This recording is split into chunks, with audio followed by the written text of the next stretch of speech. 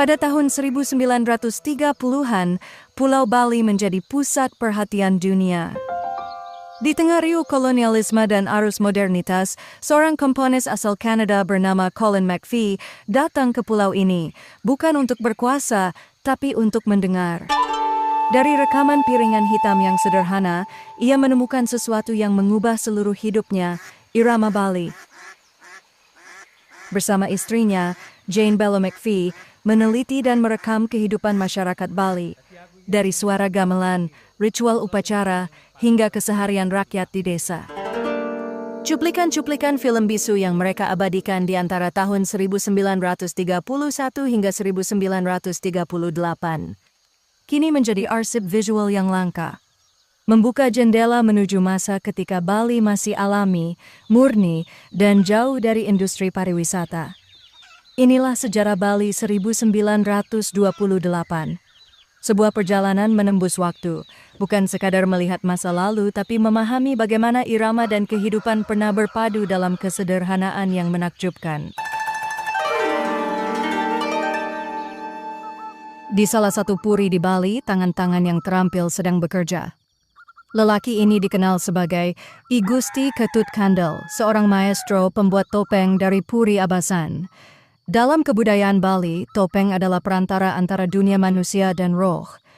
Setiap guratan, setiap bentuk wajah memiliki makna dan karakter yang mewakili kisah dalam pertunjukan sakral, seperti topeng Pajegan atau topeng Sidakarya.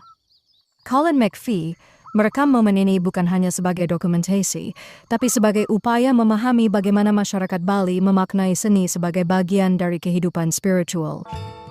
Bagi McPhee, inilah pertemuan antara musik dan jiwa, di mana setiap bunyi gamelan, setiap goresan kayu, menjadi bahasa yang tidak membutuhkan terjemahan. Melalui lensa kameranya, kita menyaksikan kehidupan yang berjalan dengan ritme alam, di mana tradisi, seni, dan keyakinan berpadu tanpa batas antara yang sakral dan yang sehari-hari.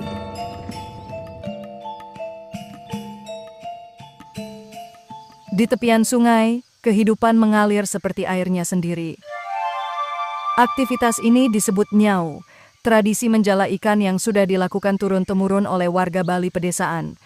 Dengan jala sederhana dan irama gerak yang seirama dengan aliran air, mereka mencari rezeki tanpa pernah merusak alam yang memberi. Sungai bagi masyarakat Bali bukan hanya sumber pangan, tapi juga ruang kehidupan, tempat anak-anak belajar keseimbangan, tempat orang tua menenangkan pikiran. Pemandangan ini bukan sekadar kegiatan ekonomi, tapi ritme hidup, harmoni antara manusia, air, dan tanah yang menjadi inti dari filosofi Trihitakarana, hubungan selaras antara manusia, alam, dan Sang Pencipta. Dalam ketenangan film ini, kita bisa merasakan suara yang sebenarnya tidak pernah hilang, suara alam yang menyatu dengan cara hidup yang damai dan cukup.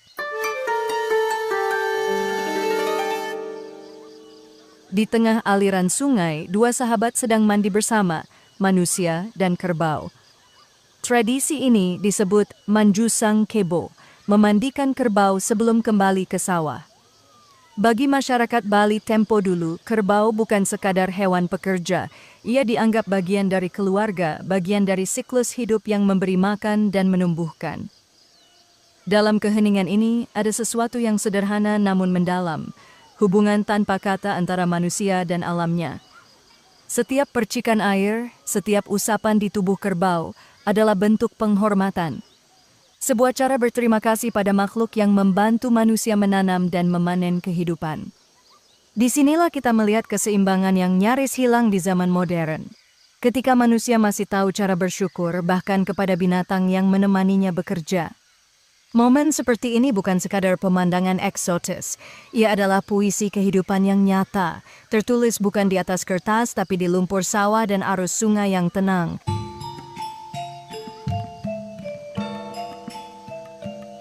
Di lereng timur Gunung Agung, berdiri tangga-tangga batu yang menuntun ke langit. Inilah Pura Besaki, pusat spiritual tertua dan terbesar di Bali, tempat masyarakat memuja Sang Hyang Widi, sumber dari segala kehidupan. Setiap anak tangga adalah langkah menuju keseimbangan antara dunia manusia dan dunia para dewa. McPhee dan Jane Bellow mendaki jalur ini bukan sebagai turis, tapi sebagai saksi yang mencoba memahami bagaimana keyakinan tertanam di setiap lapisan kehidupan Bali.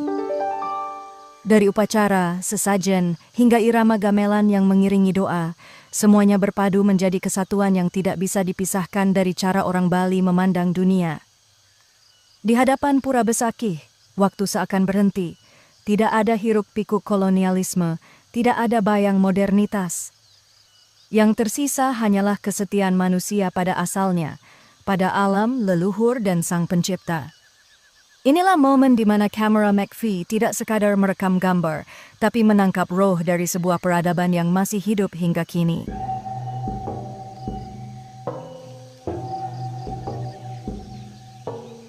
Di puncak kompleks Pura Besakih berdiri 3 menara megah yang disebut Padma Tiga, lambang penyatuan 3 kekuatan suci dalam keyakinan Hindu Bali, Brahma, Wisnu, dan Siwa. 3 manifestasi, 1 sumber, seperti kehidupan itu sendiri, diciptakan, dipelihara, dan dikembalikan pada asalnya. Padma Tiga adalah perwujudan filosofi yang hidup di tengah masyarakat yang sederhana. Setiap ukiran di dindingnya bercerita tentang manusia dan alam, tentang keseimbangan dan penghormatan. Musik gamelan yang selama ini terdengar adalah gema dari cara berpikir, cara berdoa, dan cara hidup sebuah bangsa. Pura Besakih dengan Padma Tiganya menjadi simbol keutuhan, bahwa dalam keragaman bentuk selalu ada satu pusat yang mempersatukan keseimbangan. Perjalanan di Bali tidak lagi sekadar penelitian, ia berubah menjadi pencarian makna antara bunyi, keyakinan, dan keberadaan manusia itu sendiri. Dalam kehidupan masyarakat Bali tradisional, hampir setiap kegiatan keagamaan diawali dengan pembuatan sesaji. Kegiatan ini disebut Maja Jaitan, berasal dari kata jaitan yang berarti merangkai atau menata. Sesaji disusun dari bahan-bahan sederhana, janur, bunga, beras, dan buah-buahan. Semua unsur ini memiliki fungsi simbolik, mewakili kesucian, keindahan, dan keseimbangan antara unsur alam. Tradisi Maja Jaitan dijalankan terutama oleh kaum perempuan, yang berperan sebagai penjaga harmoni rumah tangga dan pelaksana ritual harian. Di setiap rumah, di pura, hingga di persimpangan jalan, mereka menyiapkan persembahan kecil yang disebut canang sari. Dalam konteks sosial, kegiatan ini menunjukkan peran penting perempuan Bali sebagai penjaga keberlanjutan nilai spiritual dan budaya. Sementara secara ekologis, bahan-bahan yang digunakan berasal langsung dari lingkungan sekitar, tanpa limbah, tanpa bahan buatan. Sejak masa prakolonial hingga kini, Maja Jaitan menjadi bukti bahwa ajaran keseimbangan di Bali tidak hanya diwujudkan melalui doa, tetapi juga lewat tindakan nyata sehari-hari.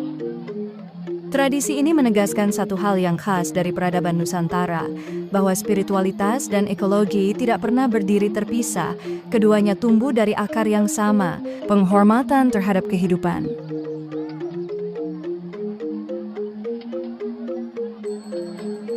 Dalam kehidupan masyarakat Bali tempo dulu, keseimbangan antara dunia nyata dan dunia roh dijaga melalui berbagai upacara. Salah satunya disebut Macaru, sebuah ritual persembahan untuk menolak bala, memulihkan harmoni, dan menghormati kekuatan yang tak terlihat yang diyakini ikut mengatur kehidupan.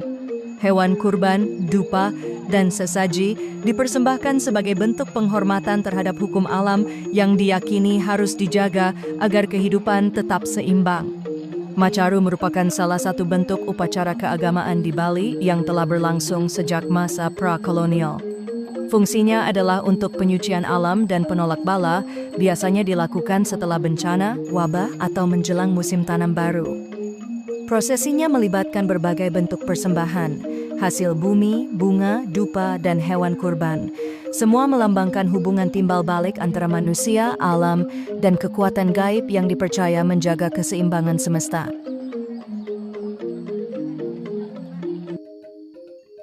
Legong adalah salah satu tarian klasik tertua di Bali yang berkembang di lingkungan istana sejak abad ke-19. Tarian ini dikenal dengan gerakan yang sangat halus, penuh detail, dan membutuhkan ketepatan ritme yang tinggi. Setiap gerakan mata, jari, dan kepala memiliki arti dan aturan yang ketat, diwariskan ke generasi melalui proses pengajaran yang disiplin. Sosok seperti Ida Boda memiliki peran penting sebagai pengajar seni tari pada masa itu. Ia mewakili tradisi guru seni Bali. Tokoh yang bukan hanya mengajarkan gerak, tetapi juga menanamkan nilai spiritual dan filosofi di balik tarian. Dalam konteks sejarah, kegiatan mengajar legong memperlihatkan bagaimana kesenian di Bali terintegrasi dalam kehidupan sosial dan religius masyarakat. Seni tidak dipisahkan dari upacara dan tarian bukan sekadar hiburan, melainkan bagian dari komunikasi antara manusia dengan alam.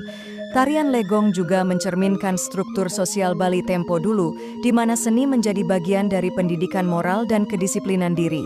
Anak-anak perempuan dilatih sejak usia dini, bukan untuk menjadi penampil, tetapi untuk memahami harmoni antara tubuh, musik, dan makna. Hingga kini, legong tetap menjadi simbol keanggunan Bali klasik yang mewakili kesinambungan budaya yang telah bertahan lebih dari 1 abad.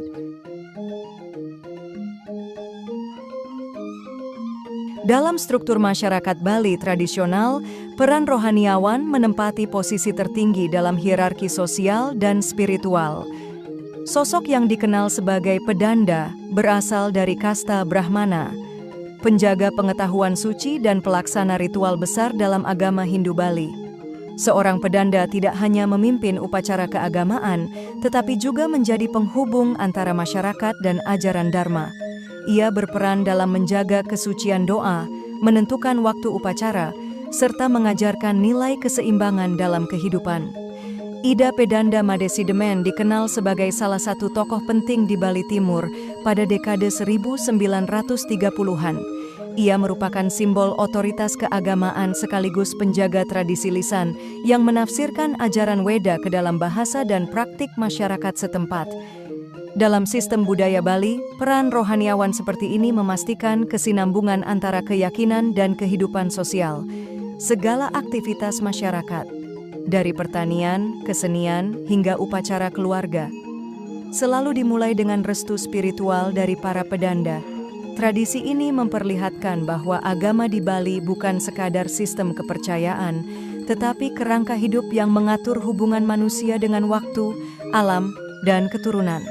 Melalui peran para rohaniawan, tatanan masyarakat Bali tetap terjaga selama berabad-abad, bahkan di tengah tekanan perubahan kolonial dan modernisasi yang mulai masuk pada masa itu.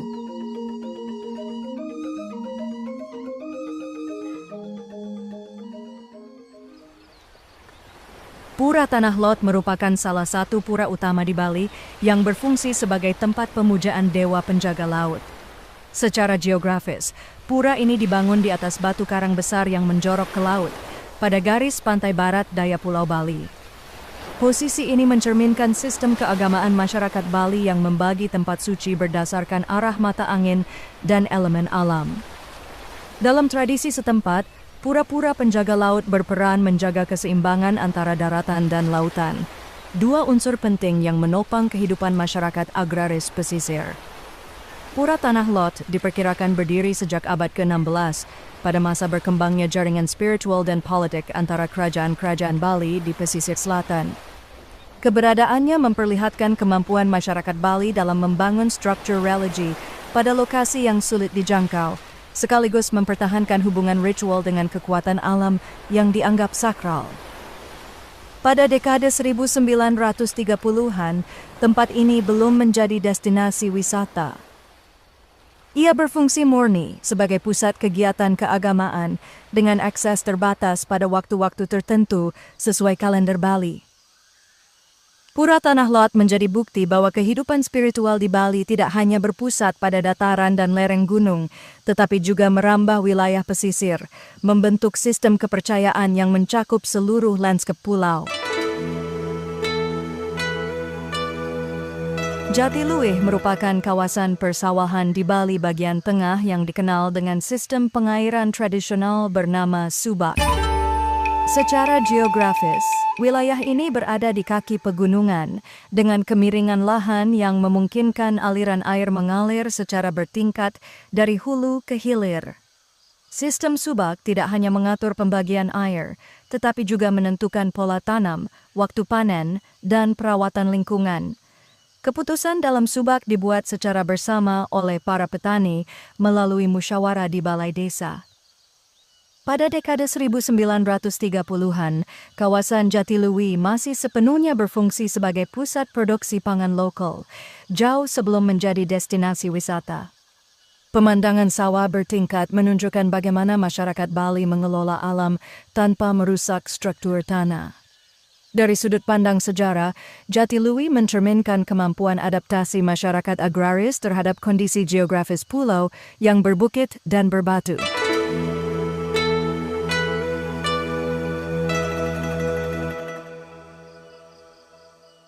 Nenggala atau membajak sawah adalah salah satu tahapan awal dalam sistem pertanian sawah di Bali pada dekade 1930-an. Proses ini dilakukan dengan bantuan kerbau atau sapi untuk mengolah tanah sebelum penanaman padi. Kerbau dipilih karena kekuatannya mampu membuka lapisan tanah yang padat, sekaligus memberikan pupuk alami dari jejak kakinya. Kegiatan membajak dilakukan pada awal musim hujan, ketika tanah mulai lembab dan mudah dibentuk menjadi petak-petak sawah sesuai kebutuhan irigasi. Dalam struktur pertanian Bali, pembagian air diatur oleh sistem subak yang menentukan kapan sebuah wilayah sawah dapat dibajak, ditanami, dan dipanen. Secara sosial, nenggala sering dilakukan dalam kelompok. Para tetangga saling membantu, membentuk pola kerja gotong royong yang mempercepat proses persiapan lahan. Teknik membajak sawah yang terlihat pada masa ini merupakan adaptasi masyarakat terhadap kondisi geografis pulau yang memiliki tanah vulkanik subur dan topografi berundak. Tradisi ini menjadi bukti bahwa pertanian di Bali tidak hanya bergantung pada cuaca, tetapi juga pada pengetahuan lokal yang diwariskan turun-temurun melalui praktik langsung. Hingga kini, nenggala tetap menjadi simbol penting dalam pertanian tradisional, menandai dimulainya siklus pangan yang menopang kehidupan desa. Ngelampit adalah tahap meratakan permukaan sawah setelah dibajak. Proses ini menggunakan papan kayu yang ditarik kerbau untuk memadatkan tanah dan menahan air. Permukaan sawah yang rata memastikan pertumbuhan padi seragam dan memudahkan pengaturan irigasi dalam sistem subak.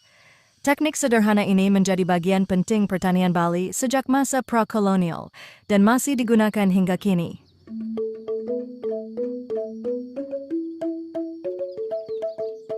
Mamula atau menanam padi merupakan tahap penanaman bibit padi di sawah yang telah diratakan dan diairi.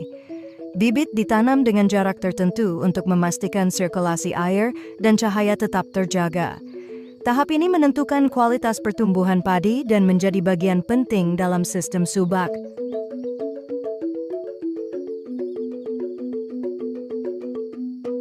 Mani atau memanen padi dilakukan ketika bulir sudah matang dan menguning. Prosesnya memakai pisau kecil untuk memotong bagian atas batang agar gabah tidak rontok dan kualitas hasil tetap terjaga. Setelah dipotong, padi dikumpulkan dan diikat dalam bentuk ikatan kecil untuk memudahkan pengangkutan ke lumbung.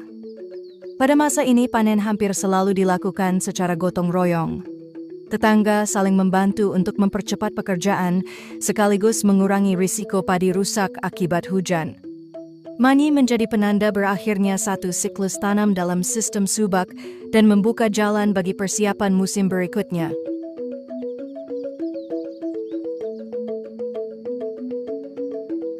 Nyapung atau menangkap capung adalah kegiatan yang dilakukan di sekitar sawah dan pematang. Capung ditangkap lalu dikumpulkan sebagai bahan pangan tambahan pada musim tertentu. Aktivitas ini mencerminkan pemanfaatan sumber daya alam secara menyeluruh, sekaligus menjadi bagian dari sistem pertanian berkelanjutan di Bali. Ngadu jangkrik adalah permainan tradisional yang dilakukan untuk hiburan di lingkungan pedesaan. 2 ekor jangkrik ditempatkan dalam wadah kecil, lalu diadu untuk melihat mana yang lebih agresif dan bertahan lebih lama. Aktivitas ini biasanya dilakukan setelah pekerjaan di sawah selesai, sebagai bentuk rekreasi sederhana tanpa peralatan rumit. Permainan seperti ini menunjukkan bagaimana masyarakat memanfaatkan hewan-hewan kecil di sekitar lingkungan sebagai sarana hiburan sebelum hadirnya media modern. Ngai gula adalah proses pembuatan gula aren dari nira pohon enau. Nira dikumpulkan dari bunga jantan, kemudian dimasak dalam wajan besar hingga mengental dan berubah warna menjadi coklat pekat. Setelah mencapai kekentalan tertentu, cairan ini dituangkan ke dalam cetakan bambu atau tempurung untuk didinginkan dan dibentuk. Gula aren menjadi salah satu bahan pemanis utama di pedesaan Bali sebelum gula pasir diperkenalkan secara luas pada masa kolonial. Odalan adalah upacara hari jadi pura yang berlangsung berdasarkan perhitungan kalender Bali.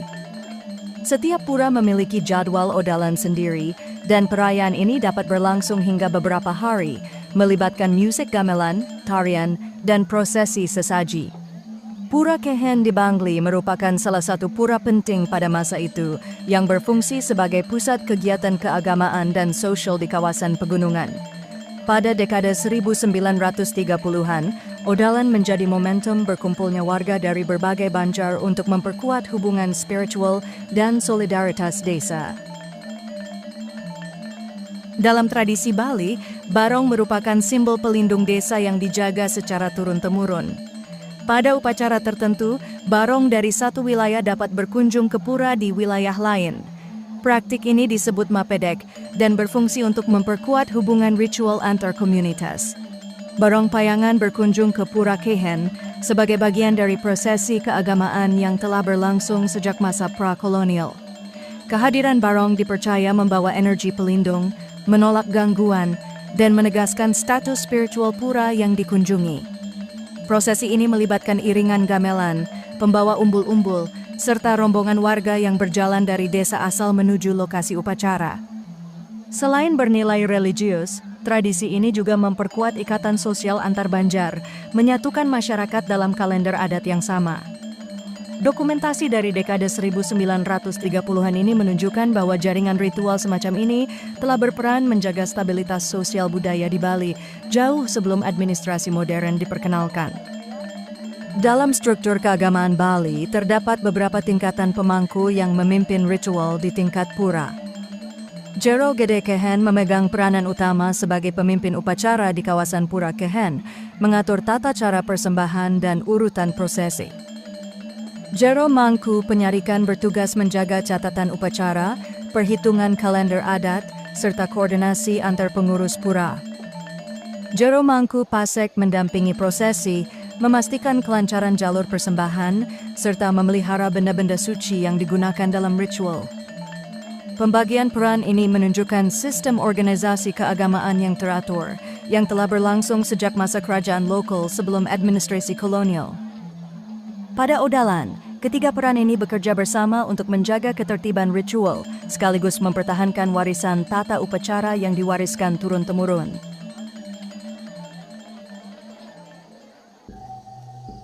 Pohon beringin besar seperti ini sering ditemukan di area pura dan pusat desa di Bali.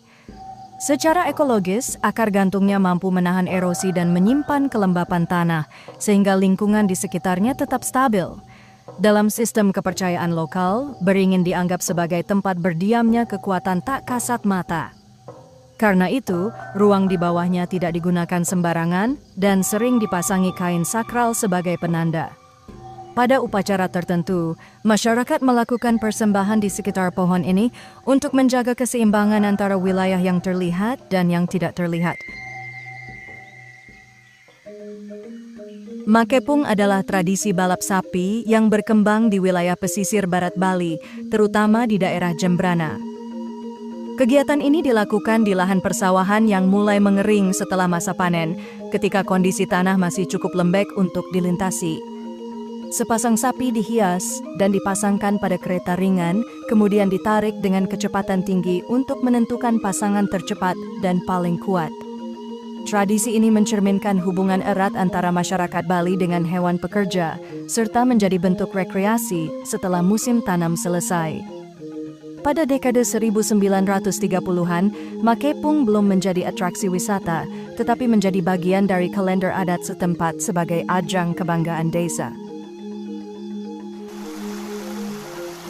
Di kawasan pegunungan tengah Bali mengalir Sungai Ayung, Jalur air yang sejak dulu sudah menjadi tulang punggung irigasi bagi terasering sawah di sekitarnya. Aliran sungai ini bercabang menjadi jaringan kecil yang mengalir melalui subak, memastikan distribusi air tetap merata hingga ke dataran rendah. Selain mengairi sawah, airnya digunakan untuk kebutuhan harian seperti mandi, mencuci peralatan panen, membersihkan hasil bumi, hingga memandikan ternak. Pada beberapa titik, Sungai Ayung membentuk air terjun kecil yang berfungsi sebagai tempat perhentian alami. Area seperti ini sering dipakai untuk beristirahat sementara, sekaligus menjadi titik pertemuan bagi warga dari banjar berbeda. Vegetasi rapat di sepanjang bantaran menahan erosi tanah gunung, menjaga kestabilan lereng, serta menyediakan habitat bagi serangga dan hewan air yang berperan dalam ekosistem sawah. Dokumentasi ini memperlihatkan bagaimana sungai, air terjun, dan pertanian terhubung dalam satu sistem ekologis yang saling bergantung, fondasi yang membuat lanskap agraris di Bali bertahan selama berabad-abad.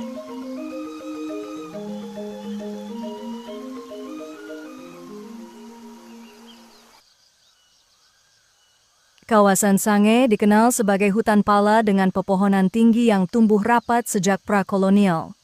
Struktur batang yang lurus dan jarak tanam yang seragam menunjukkan bahwa wilayah ini pernah dikelola sebagai penyangga lingkungan desa-desa sekitar. Kanopi yang tebal menciptakan iklim mikro yang lebih sejuk, menjaga kelembapan tanah, serta menjadi habitat alami bagi satwa liar yang berbaur dengan lingkungan manusia. Dalam kepercayaan setempat, hutan semacam ini sering dianggap memiliki penjaga tak kasat mata, sehingga pengunjung diajarkan untuk bersikap sopan dan tidak mengambil benda sembarangan. Visual ini memperlihatkan bagaimana ruang alam dan nilai spiritual berjalan berdampingan, membentuk karakter lanskap Bali yang masih bertahan hingga kini.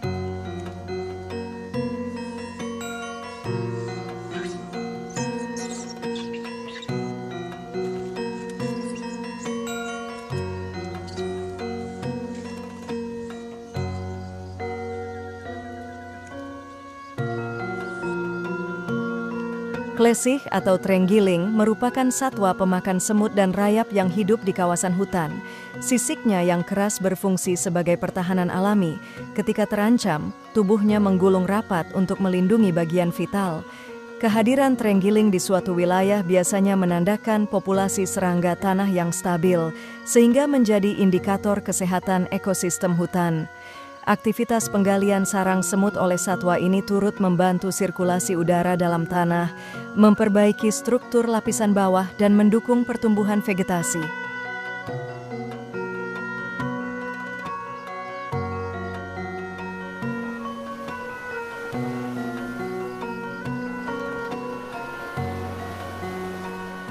Ketika perahu layar tradisional kembali ke bibir pantai, aktivitas masyarakat pesisir segera bergerak. Beberapa warga membantu menarik perahu ke daratan, menggeser lambungnya ke posisi aman sebelum ombak berikutnya datang. Bantuan semacam ini bukan sekadar kerja sukarela. Dalam banyak kasus, warga yang ikut menolong menerima bagian ikan sebagai tanda terima kasih. Sistem berbagi hasil ini memperkuat solidaritas desa pesisir, sekaligus memastikan tidak ada keluarga yang benar-benar kekurangan protein laut. Anak-anak sering terlihat di sekitar pantai pada momen seperti ini. Mereka belajar mengenali jenis ikan, mendengar cerita angin, dan membaca arah arus, pengetahuan yang diwariskan secara lisan dari generasi sebelumnya. Sementara itu, hasil tangkapan dipilah langsung di atas pasir. Ikan besar disiapkan untuk pasar, sementara yang kecil dan bercangkang dikumpulkan sebagai lauk harian. Sisanya dijemur untuk dijadikan stok pada musim badai ketika nelayan tak dapat melaut. Kegiatan ini menunjukkan bagaimana laut tidak berdiri sendiri. Ia terhubung dengan desa, dapur, pasar, dan ritme kehidupan masyarakat pesisir. Dokumentasi dari dekade 1930-an ini memperlihatkan bahwa ekosistem pangan Bali kala itu bertumpu pada dua pilar, sawah di pedalaman, serta nelayan di tepi pantai. Keduanya saling melengkapi dalam menjaga ketahanan pangan lokal.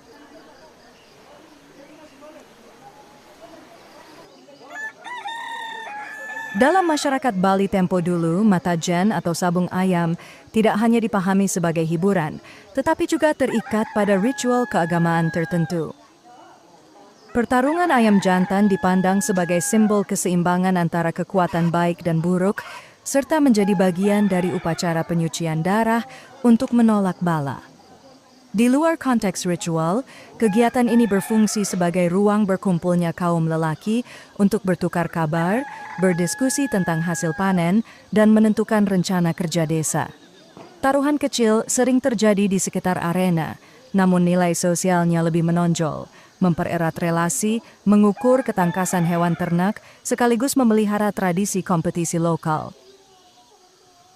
Dokumentasi ini menunjukkan bahwa matajan menjadi salah satu titik temu antara ritual, identitas desa, dan struktur sosial. Sebuah praktik yang mencerminkan cara masyarakat mengelola solidaritas, keyakinan, dan hiburan dalam satu ruang yang sama. Dalam beberapa komunitas pesisir Bali pada masa itu, jenazah yang belum melalui proses kremasi ditempatkan sementara di kawasan pantai. Lokasi ini dipilih karena tanahnya gembur dan mudah digali, serta berada di luar pusat permukiman untuk menjaga kesucian ruang desa. Prosesi penguburan berlangsung sederhana, dipimpin oleh pemuka adat dan diiringi keluarga terdekat. Jenazah dibungkus dengan kain putih, menandakan kesucian dan pelepasan ikatan duniawi. Palebon merupakan tahapan penting dalam sistem kematian masyarakat Bali, ketika jenazah dibakar untuk melepaskan unsur-unsur tubuh kembali ke alam. Prosesi ini berlangsung dalam iring-iringan besar menuju lokasi pembakaran, dipimpin oleh pemuka adat dan diikuti keluarga serta warga desa. Menara jenazah yang tinggi, disebut wadah, menjadi simbol kehormatan sosial dan tingkat status keluarga. Semakin rumit bentuknya, semakin tinggi kedudukan spiritual yang dihormati. Api dipandang sebagai unsur penyucian yang membantu memutus hubungan jasmani, sehingga roh dapat melanjutkan perjalanan menuju alam berikutnya sesuai ajaran kepercayaan lokal. Setelah pembakaran selesai, abu dikumpulkan dan diantar ke sungai atau laut, menuntaskan siklus kembali ke 5 unsur alam: tanah, air, api, udara, dan ruang. Dokumentasi seperti ini menunjukkan bagaimana kematian di Bali bukan hanya peristiwa duka, tetapi rangkaian ritus kosmologis yang menata hubungan antara manusia, leluhur, dan alam semesta.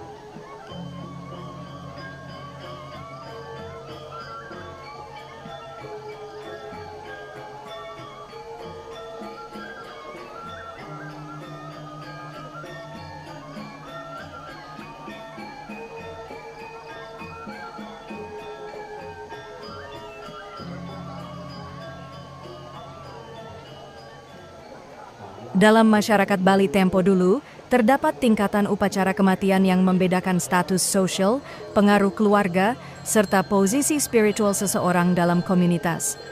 Prosesi besar seperti yang terlihat dalam rekaman ini disebut palebon, bentuk kremasi mewah yang hanya dilaksanakan oleh mereka yang berasal dari kasta tinggi, keluarga bangsawan, atau tokoh yang dihormati desa.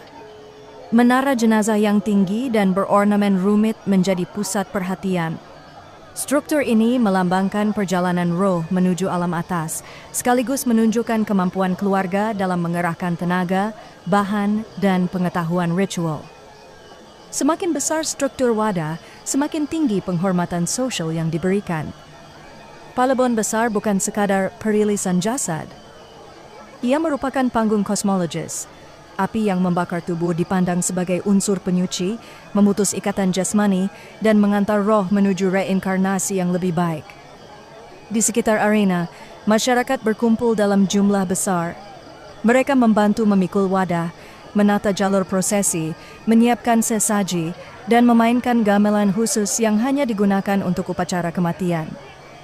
Warga yang hadir tidak hanya membayar hormat kepada sosok yang pergi, tetapi juga memastikan agar roh tidak kembali ke alam manusia dalam bentuk gangguan, sebuah konsep yang tertanam kuat dalam kepercayaan lokal.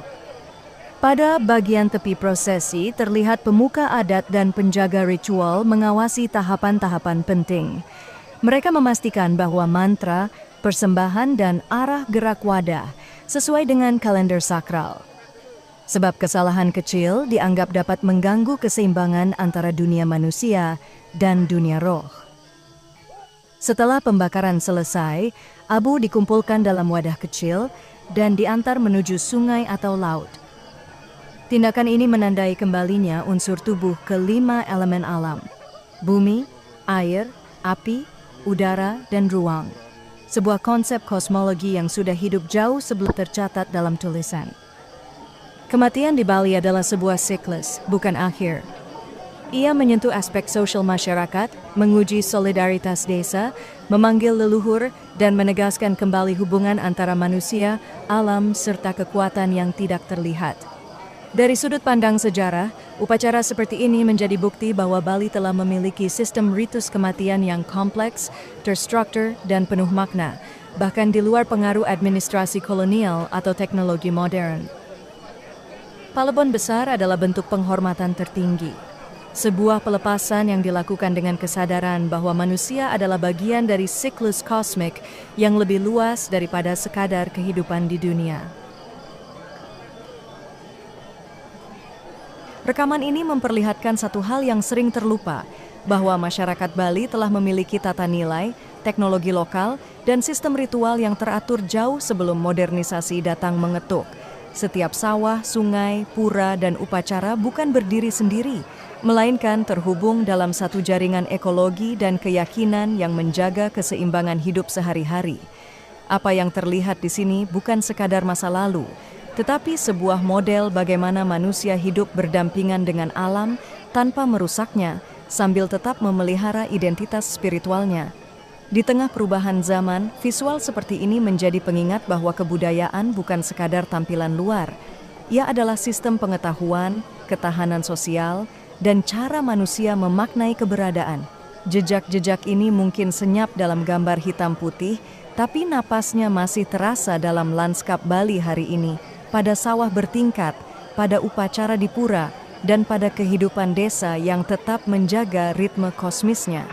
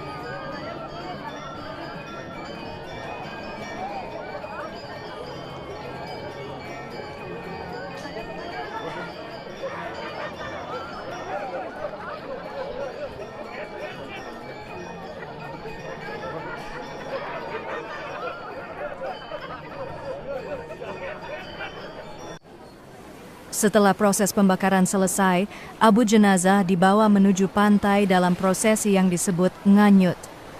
Laut dipandang sebagai gerbang menuju unsur asal, tempat segala hal kembali menjadi bagian dari kosmos. Ombak menjadi media pemurnian, air asin dipercaya mampu menetralkan sisa-sisa energi jasmani.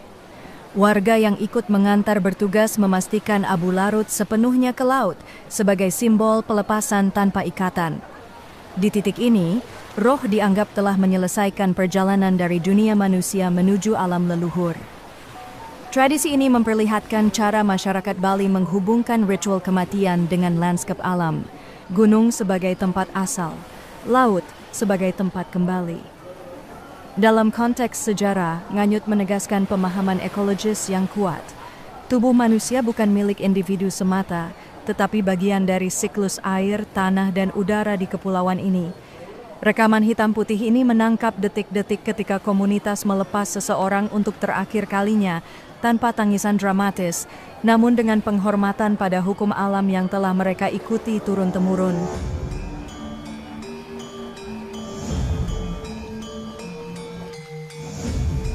Saatnya kami pamit undur sejenak. Dan untuk para pecinta sejarah yang cerdas dan hebat, terima kasih banyak sudah menyimak. Sampai jumpa di lembar sejarah berikutnya, hanya di Failure Channel. おバカさん